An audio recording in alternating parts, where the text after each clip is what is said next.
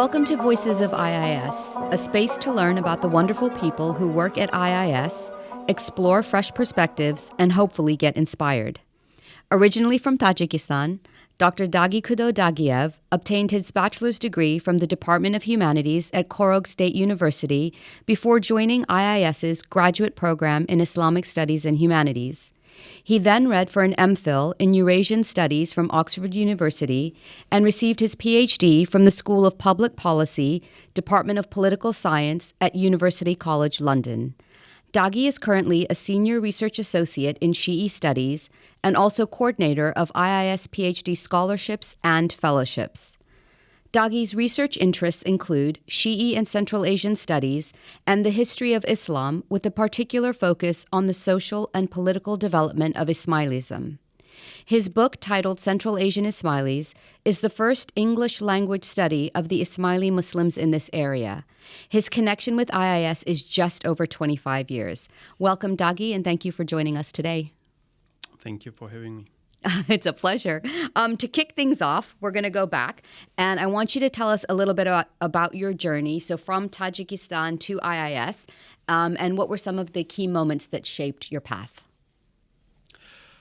Well, I was schooling during the Soviet time, and by the time I got to the university, there was a collapse of Soviet Union, and unfortunately civil war broke up in Tajikistan, and everything was like kind of doomed and disappointment, and people are a bit confused what would be next thing.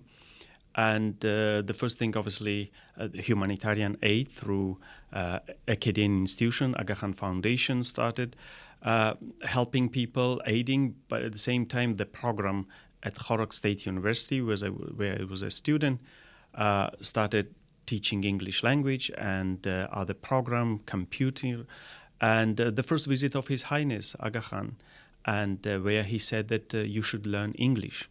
And that was a sign that we have to learn English language. And by the time I was completing my university, at Khorog State University, there was a program called KEPP, Khorog English Preparatory Programme, which was sponsored and supported by the Institute of Ismaili Studies.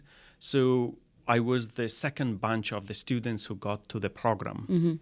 And these were like some of the important moments in life, and it was something also for me, obviously, to learn English language, but at the same time, the perspective was that ultimately you can probably get a scholarship and come to the UK and study at the Institute of Ismaili Studies, which was very big for us, and it was something that dreaming to study at the Institute of Ismaili Studies.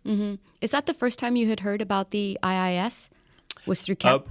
As the IIS, we heard the name, obviously, quite often during that particular period, but we didn't really know much about what is IIS about and the GPISH program. It was just some kind of like looking at it as an opportunity to go and get education, but we knew that it's something to do with Ismailism and thinking that it's a kind of rising program. Oh, wow. And you will be trained for the future, like sort of leadership within community or supporting community. But once we got to the KEPP, and then there was some, obviously, courses that they started teaching and preparing us, and they were telling us more details about what the IIS is, and in particular GPISH program. So, yeah. Oh, wow. Had you met any GPISH graduates, or had anyone else come from Khorog to study? Yes, there was also there was a campus where we used to teach younger like school children, and once I remember, it was summer, probably 1998.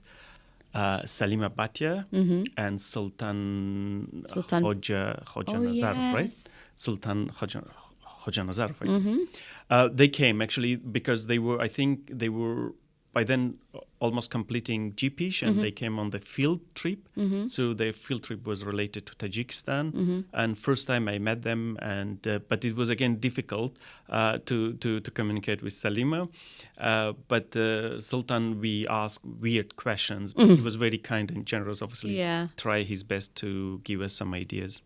I did that field trip in 1995 as part of GPISH, because we worked with the camps, with the youth. It had started that year, I think. Yes. Yeah. I joined in 1997. Oh, wow. Okay. Amazing. So how has your background and upbringing then influenced the way you approach your work and scholarship today? And what has being part of IIS meant to you both professionally and personally? Big question. I know.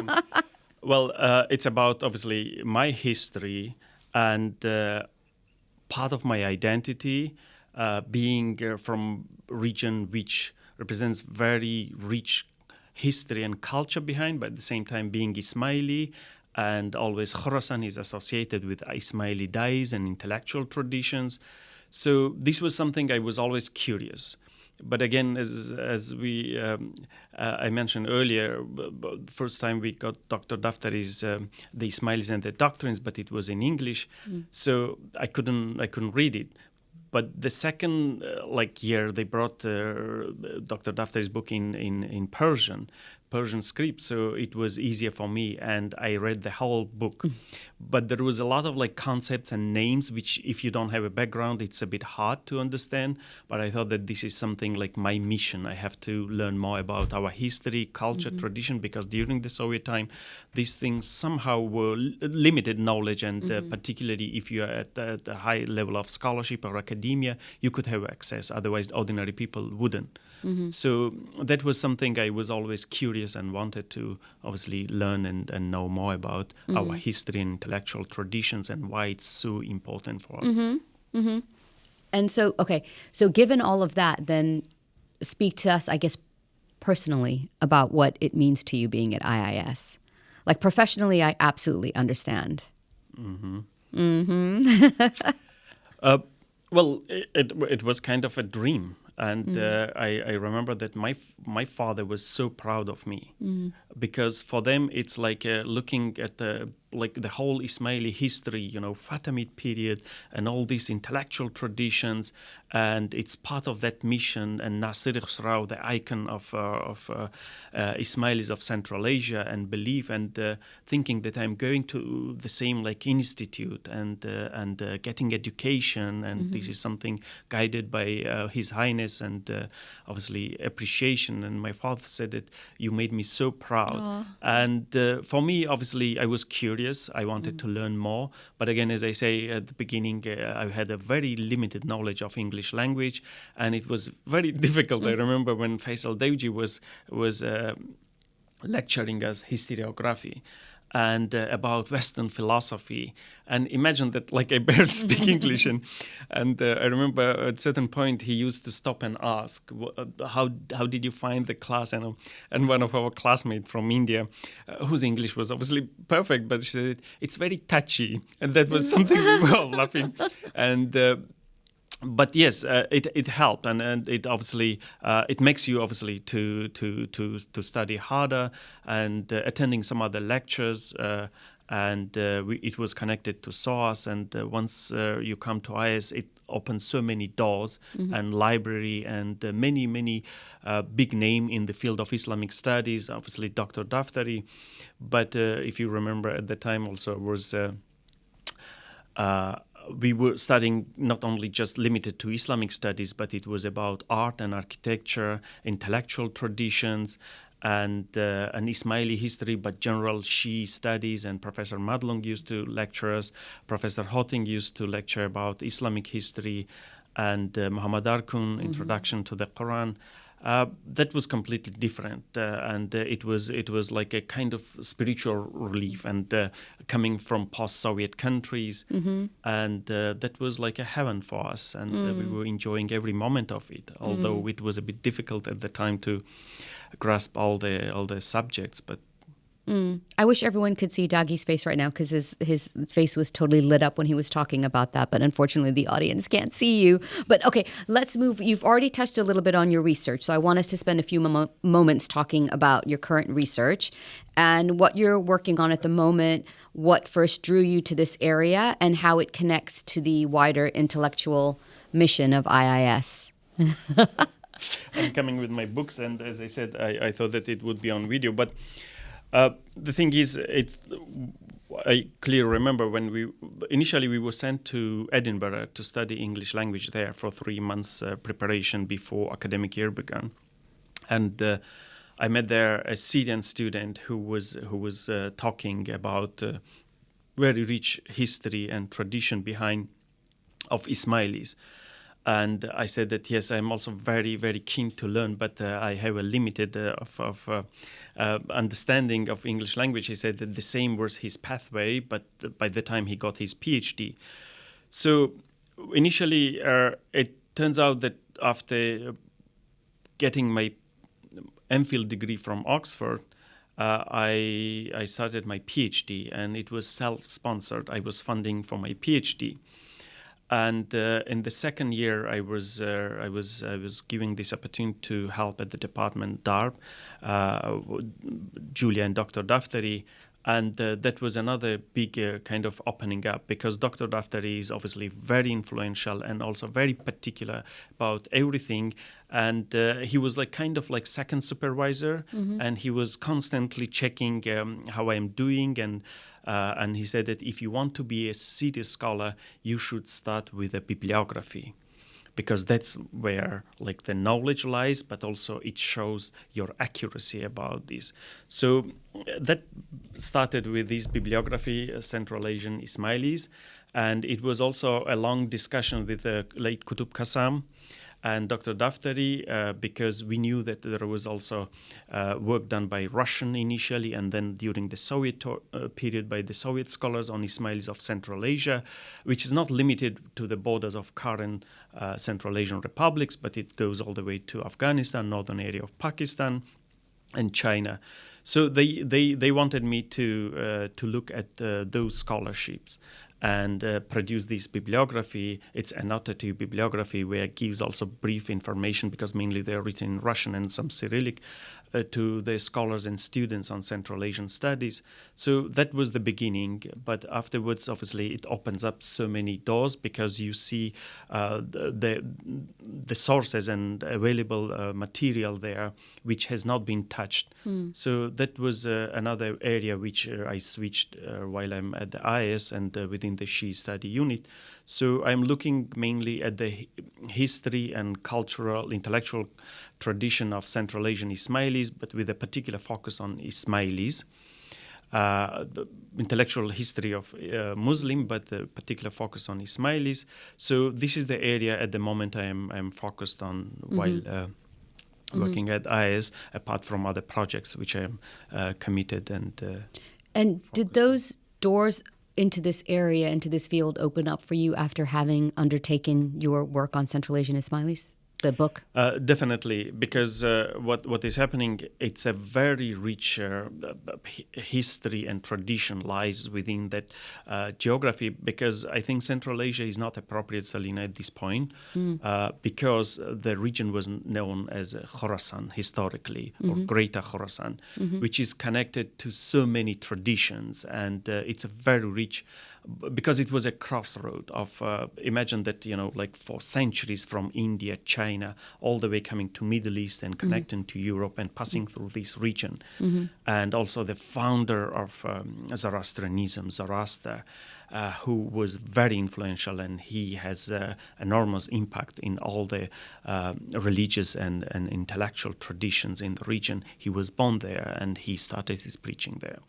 So with regard to the Ismailis, it's a richer history of Ismaili dies, and also all this manuscript maintained and preserved in mountain regions of historical Badakhshan, which crosses 4 countries at the moment, and plus what has been done ever since by other academics.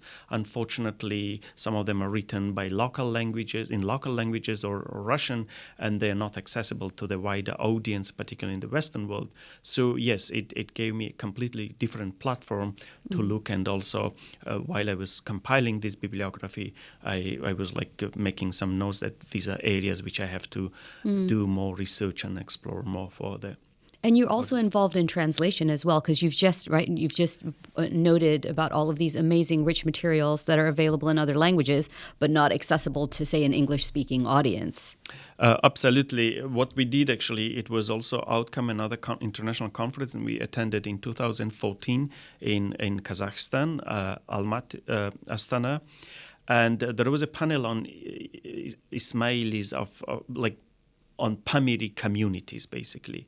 So me and another lady, Professor Carol Fusher from Canada, we took this initiative to ask these people to contribute as a proper academic paper, their presentations, but also we approached various people. So what we managed to do, it's a community which is divided between 4 countries as a result of the colonial policies of the British Empire and Russian in the late 19th and early 20th century. So we have these Ismaili communities in modern Tajikistan, Afghanistan, Pakistan, and western part of China. So we were able to identify various scholars and local and some in the Western academia to contribute to chapter. So the book was published. It's one of the first English publication about these 4 communities. Mm-hmm. So it's very rich because it's not limited just to some like aspect of their, let's say, religious aspect, but also history, culture, tradition, rituals, and intellectual traditions which has been there. And in particular, the figure of Nasir Khosrau is very important. But since it's very much tied to Central Asian communities, we felt that it's not fair because most of the people still community in modern Tajikistan, Central Asia, or Russia, where we have a large presence of the Ismaili communities, they speak Russian. So we work very hard to get it published during this current situation, which is not difficult. And this work was published end of last year. So it's a Russian translation of the book, which is on the identity, history, and transnationality. I was just going to ask you, because Dagi's referring to a book, I was just going to ask you to read the title to us and let us know where we can access this book. Because I was talking as if people can see it. The book is called Identity, History, and Transnationality in Central Asia, the Mountain Communities of Pamir. So that book has been translated in Russian, and also it's not open access, so everybody. That's absolutely amazing, and just what fascinating and rich histories and traditions, really. I mean, absolutely. Yeah. Okay. So let's just divert for a second and let's talk about time, because you've actually been with IIS now for quarter of a set. You had 21 years. Okay. So over 2 decades, and clearly you've seen it evolve. You've seen it change. Looking back, are there any particular moments or collaborations or achievements that are especially meaningful to you?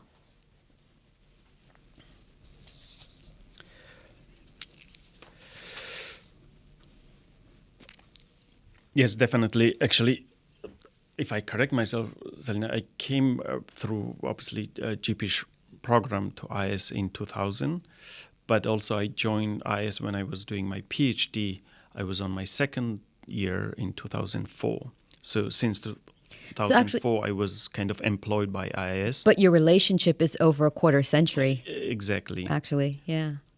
Well, I mean, personally, it was a blessing because I joined IIS at the Department of Academic Research and Publications, where obviously Dr Daftary was head, and he also, as I said, he was guiding and he was supporting, he was helping.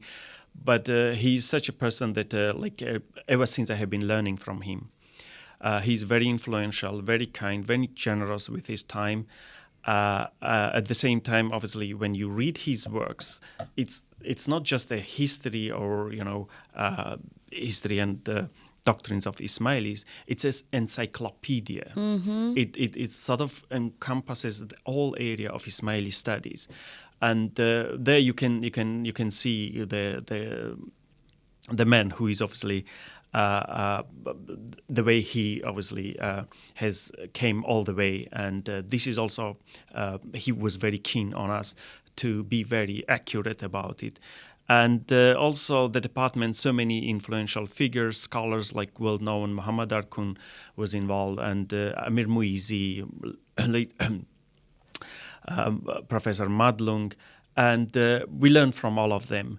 but at the same time, all these colleagues and collegiality here is completely different. And this is something also some people say that why don't you move to some other universities? I say that no, it's a big risk for me because they're very influential, but they're also very kind, very generous. And whenever you have any questions or any issues, and particularly for me, every time I write something, I want them to reflect on it, and they have been very generous and supportive. And whatever I achieved, it's due to these people and particular institute, but specifically the Department of Academic Research and Publications. Now it has changed, obviously, but yeah, it's. And looking ahead, what's exciting you most right now? So are there any projects, ideas, themes that you're especially keen to explore? Oh, definitely. I have 2 more books this year to be published. And one of the things we did actually, because within the Shi'i study unit, we have like every 2 years, one of us has to organize an international conference. So mine fall during the COVID period. But it was one of the first actually online conferences we organized at the IIS. And 575 people attended online. Wow. Apart from what people who were participating in terms of contributing.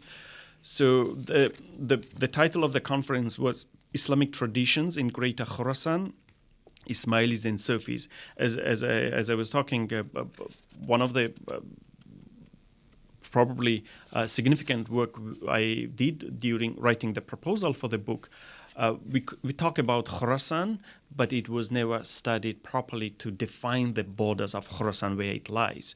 So within this proposal for the conference, we managed to make it very clear where the borders are lying. And it's like just for the general reader, it's almost like half of modern Iran, Afghanistan, Pakistan is literally divided in terms of like culture and intellectual tradition of when we define Khorasan, and Hind or Sindh River is literally was the border of ancient Iran and ancient India, and all the way goes to China where we have Khotan and Kashgar, and half of like maybe 70% of modern Kyrgyzstan, southern territory of Kazakhstan, Afghanistan, Tajikistan, Turkmenistan, Uzbekistan, they were part of Khorasan. And it is very rich in terms of culture and tradition, as we already mentioned, but most of these intellectual traditions within Islam, they have roots in the region. So what we did with this conference, we brought scholars and expertise, local and also from other parts of the world, who have done some studies or focus on the region to come up with their innovative ideas and some original work to reflect on the culture and history of these traditions. So this is the volume which we managed to get ready, and it's with a publisher, and hopefully within few months it will be out of publication. But apart from what I do within IIS, I get involved in some other independent projects. And another project is on the Tajiks, because as we came here from the region which was less known to the wider world, and Tajikistan, from time to time, when people are asking where you're from, and I easily say that I'm from Tajikistan, but they were struggling. So I had to explain. And later, obviously, there was also some kind of movement within the Jamaat coming from Tajikistan and establishing in this part of the world, in Western Europe and in North America, that we need something about a book, because we keep telling our children that we are coming from very rich history and cultural background, but there is no book in English language. So I initiated this book, and it's called The Tajiks: History, Culture and Identity, and it's a 2-volume, 44 chapters, and it's now with Cambridge University Press, and it will be also released probably end of the summer.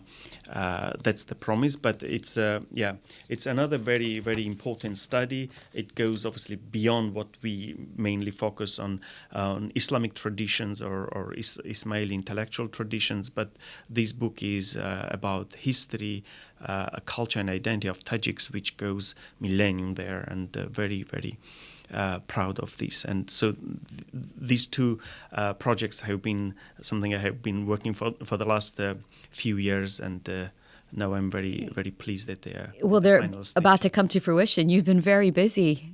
I was. I mean, this is so exciting, and hopefully our audiences are hearing about it for the first time. Something to look forward to, definitely. Look, just before we wrap up, is there anything that we haven't touched on, whether it's about you growing up, your journey, your inspirations, your connection to Tajikistan, anything that you would, or even about your gorgeous, beautiful children, anything that you'd like to share with our listeners?